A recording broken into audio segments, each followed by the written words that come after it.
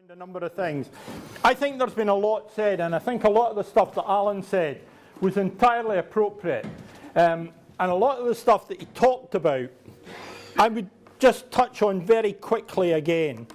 I mean, at the moment, schools are being faced with raising attainment, with modern languages, with all of that stuff. Curriculum for excellence, the job that will never be done. You know, it's the task that continues to ask. It's a Trotskyite concept of curriculum development. It just goes on forever. You've got all of that stuff that people are facing. You've got DYW, you've got all of that, but you know that. And at the same time, you've got less resource and less staff to do it with. And if you're not in a school and work for a local authority, you're probably even more at risk. So we need to look, I think, at the risks we're facing. Because these are the other challenges. You're having to do all that stuff, probably in broad Scots, possibly in Gaelic. Your budget will be slashed, you'll have no teachers, no resources, and possibly folk will change their mind, you'll have to do something else. And that's the view that I have of the world in schools at the moment. Right? You're dominated by workload. If it's not coming down on you from above, it's coming up at you from below. It's like having a shower and a douche at the same time. If there are guys in the room unfamiliar with the douche concept, I'll talk you through it later on. But it's that whole thing, isn't it? If Scottish Government aren't pouring it down on you, it's the parents, it's somebody else. Hey, somebody wants it. Being a head teacher in Scotland's like being pecked to death by hens. Everybody thinks they can have a wee nibble. And at the same time, you're being told that you need to do more with less and you need to work smarter. Can I just give you one piece of advice? The next time somebody tells you need to do more with less or you need to work smarter, simply reach out towards them and grab the loose clothing on the upper part of their body and just pull them towards you sharply. And as you do, just do that with your head. And they'll never ask you again. Because basically, when somebody asks you to work smarter, they're telling you you're working pretty stupid right now. And if somebody tells you to do more with less, you'll find that gesture really useful.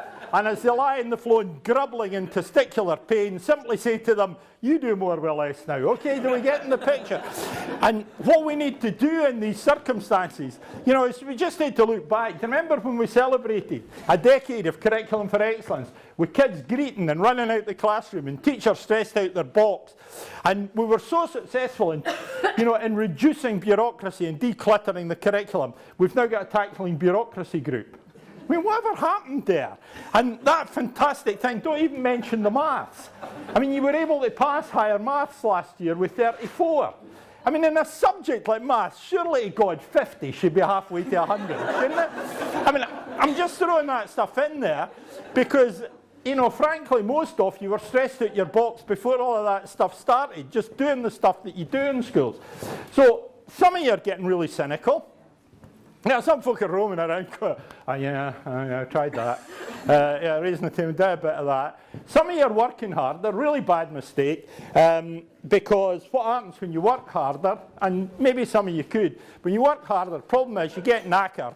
And am I too blunt? Somebody was telling me I was a bit blunt. But it's when you get knackered, you make mistakes. When I was a director, about 9 days before the end of term, the phones in the office started to go crazy. That's when we got all of the issues around grievances, around parental complaints, around requests for exclusion, and they happened because folk were tired. Have you ever seen a retired person? Right? Have you ever spotted a retired person? They walk straight out the school, they go somewhere, somebody strips their skin off, irons it, and puts it back on. And you meet them, and they look 22, and you look 90. And you're sitting thinking, what the hell has gone wrong in my life? And there's that whole thing, isn't there? That, you know, you can't even enjoy your holidays because you need a week in a decompression chamber before you're ready for them.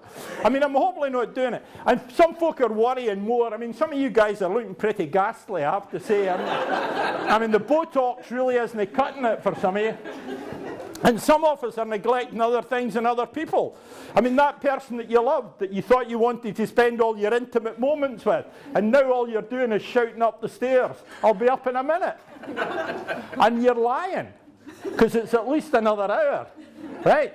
And if I was to offer you the choice between sharing ecstasy with your beloved partner or doing a spot of marking, how many of you are going for the marking? And the answer is nearly all of you. It's no coincidence in teachers' lives that sex and summer start with the same letter. Stress has become the main cause of teacher absence, right? I mean, how have we taken the most enjoyable, effective and exciting job in the world and turned it into a stress factory? How have we managed to do that? And some of you are self-medicating through alcohol. There are people in this room who have actually said, I don't usually on a school night, but it's been a hell of a day. There are folk that can't start the weekend until they're outside a bottle of wine.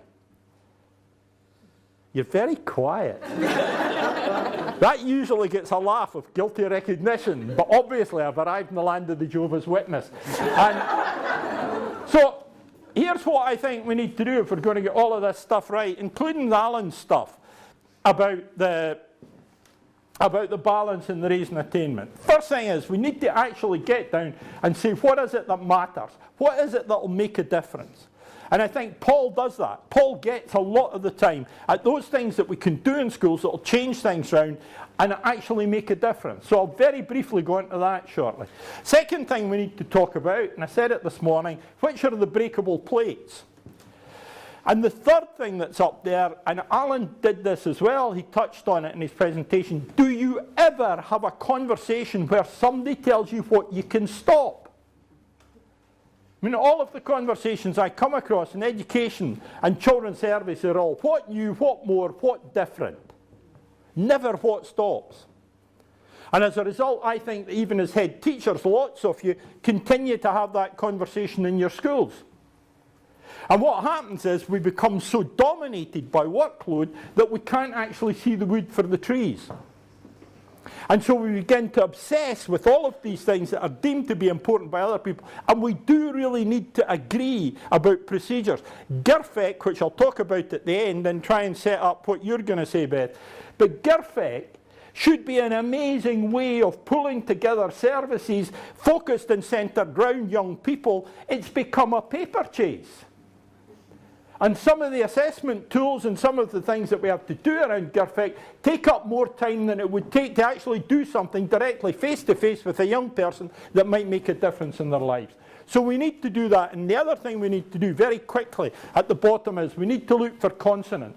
And consonance is a principle of mine. If you ever get me back to talk to you, I'll talk about the 3 principles for managing change successfully.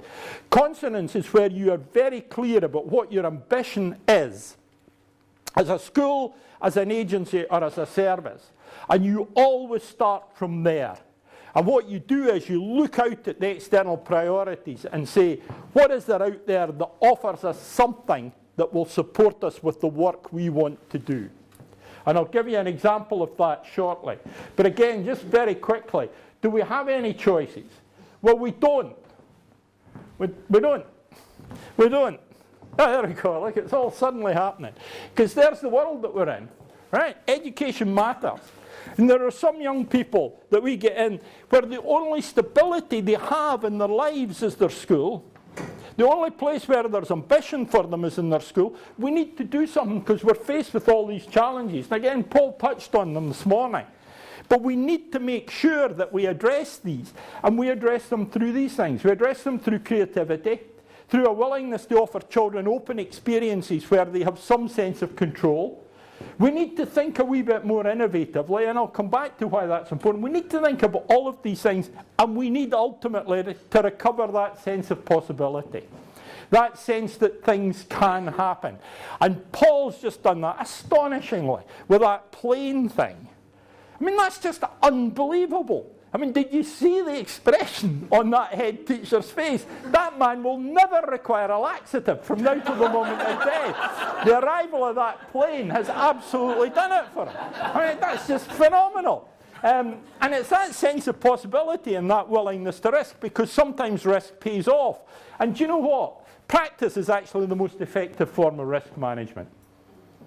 You know, doing something, trying it, working at it, that's the most effective form of risk management. No filling in a form. No imagining what might happen. Go on and do it. And this, I think, is hugely important. That I thought was hugely important. And the really disappointing thing about it is that normally I say, Here's the thoughts of Malcolm Gladwell about what makes a difference in learning.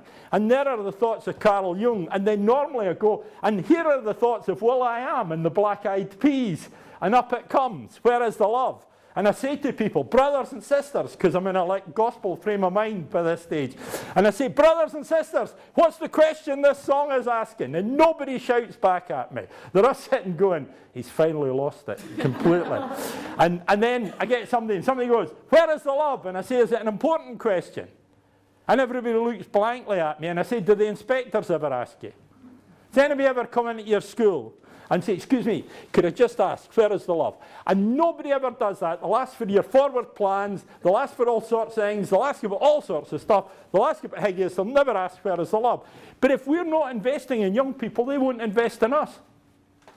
And one of the key messages, I think, around all of this is that sense that we need to make sure that we care. I did a conversation, and it's one of the reasons why we finished up in discussion with Who Cares about today, with a young guy called Chris Kilkenny. And Chris is 22, and one of his opening lines, which is brilliant, he said, I've never taken drugs in my life, I've been in rehab twice, because his mother's a heroin addict and an alcoholic, and when she went into rehab, he went in with her. He's grown up all his life under the poverty line, that's his background, he's been looked after, all of that stuff, and he came out of school with absolutely no qualifications at all. And I said to him at one point, Chris, what would have made the difference? And he simply says to me, somebody asking me every day how I was doing. So we can get carried away with a lot of the rhetoric and a lot of the educational talk, but the fundamental element there in Chris's life, the fundamental element in raising his attainment was actually somebody asking the question every day, how are you doing, and actually caring about the answer. And there's some real power, I think, in that. And the other thing which I would stress is this comes from my favourite piece of research, and I'll do this very, very quickly. The reason I love this bit of research is because instead of going into schools with an idea of what would work and then seeing whether it does or not, they went into the schools in this study. It was done around Aberdeen. And they said to young people, who are the good teachers? And they said to teachers, who are the good teachers? So they took out those who had credibility with both their peers and their learners. And they looked at them, and when they looked at them, the first thing that struck them was they were all different. Some were older, some were younger, some were very subject-orientated, some appeared to be stricter, all of that thing, but they all appeared to be different rather than similar. And so what they then did was they looked to see if there were any things that they all did in common. And these were the 7 things that came up.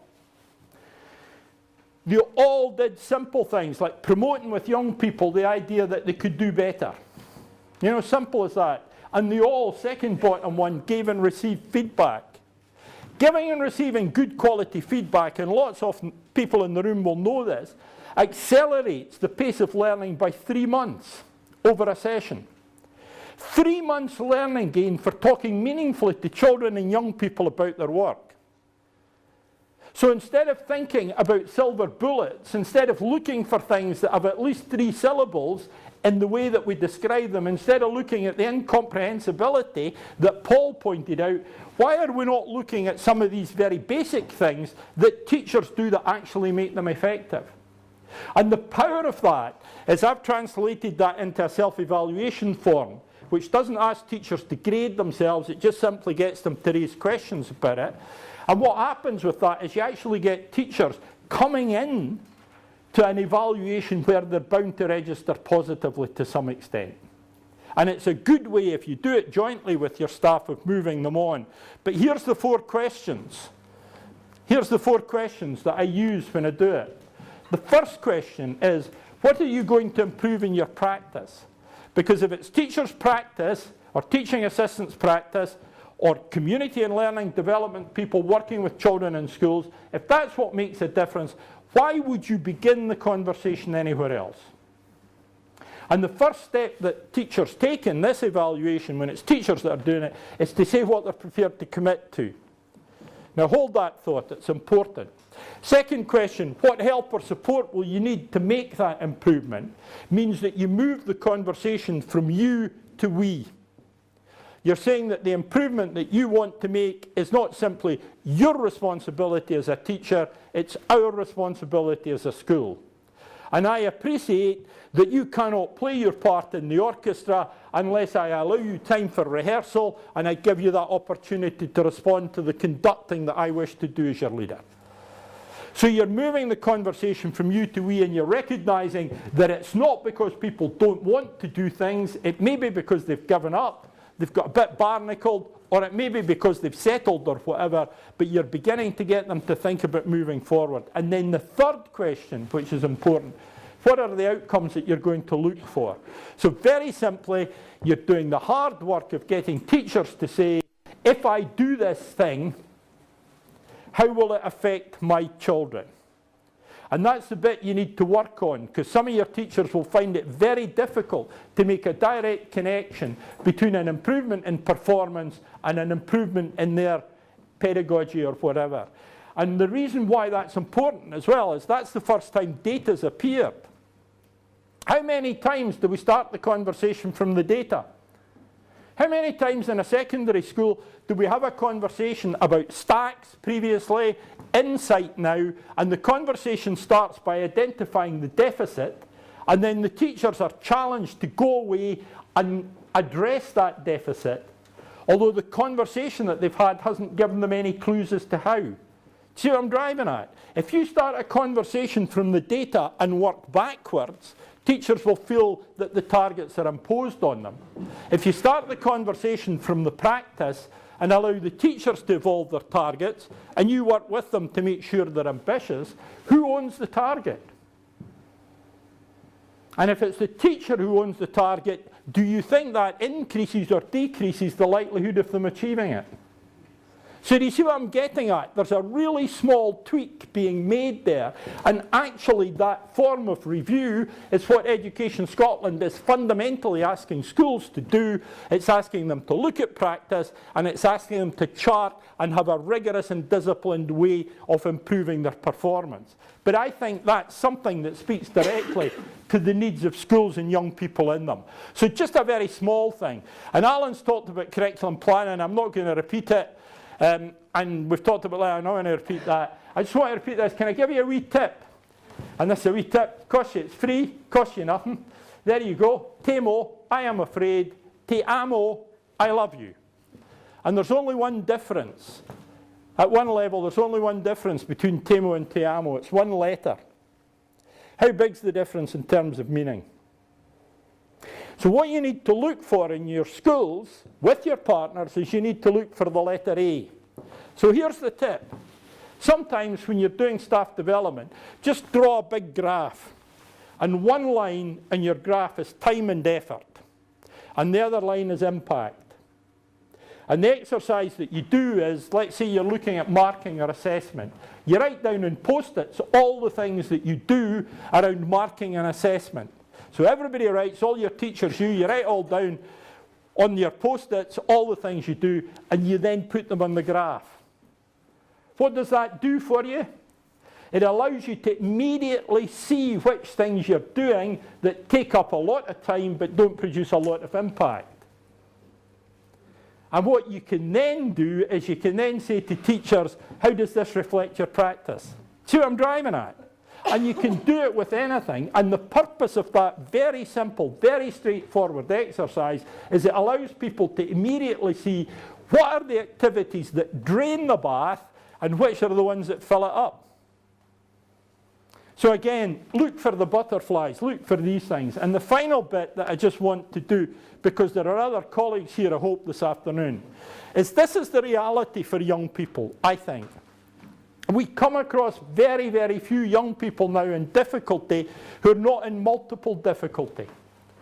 So when we come across young people, when I was teaching at first, when I started in the 1970s, I know you'll find that incredibly hard to believe. Surely, goodness, he's not old enough to do that and still able to walk unaided.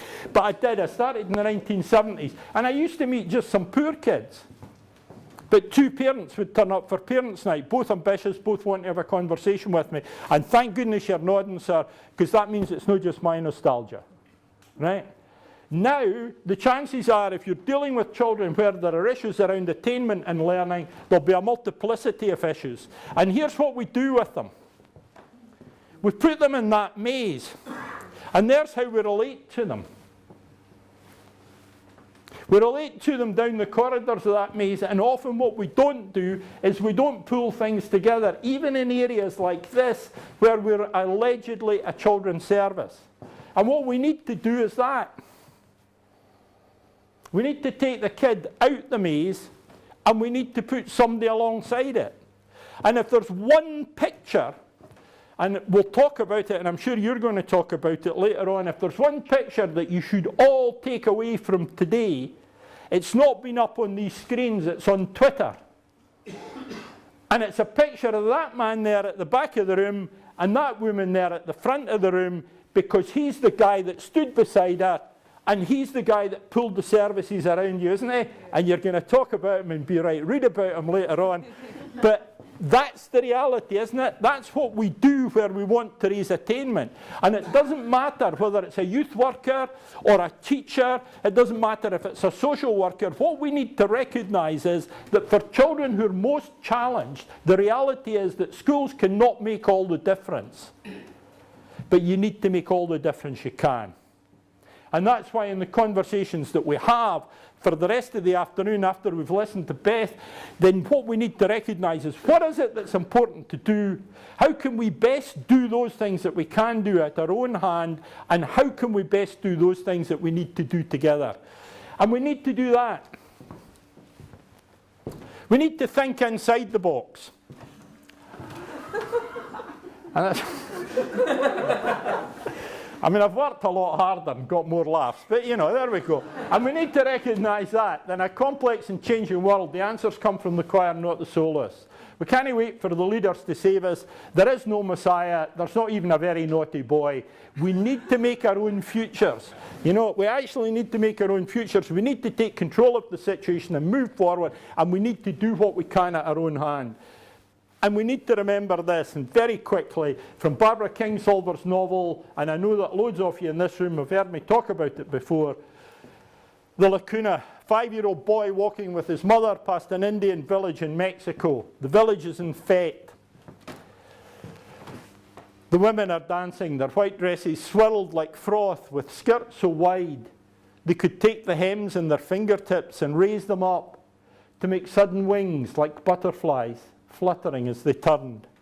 Indian girl, she spat. A corn eater will never be more than she is. The dancers were butterflies. From 100 paces, Salome could see the dirt beneath their fingernails, but not their wings. And the reality that we need around raising attainment and creativity is a commitment to looking for that capacity for flight, and not looking for the part that needs to be cleansed, addressed, or rectified.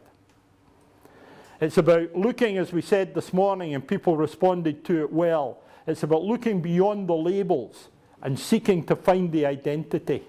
We won't raise attainment. You will. You know, that's the reality. It's when people hear you talk, it's about when you find yourself, when you got the support, when you were ready to move on. That's when it worked. That's when it happened. And what we've got to do is work alongside that. And at one level, what I'm trying to argue is that despite all the complexities and all the pressures, this is not a difficult exercise for people who can get up and look at themselves in the mirror and say, I love young people and I want to make things better for them, and that's why I'm here. And that's the step. And it's then looking and simply say, who else needs to do that? It's having a partnership with Lawrence and his colleagues that seriously addresses the issues of cooperation and bureaucratisation and moves on from that. And it's unleashing the energy that I genuinely believe is here and using it to make a difference. So thanks for that. I've got a taxi waiting in case you hated me. Cheers.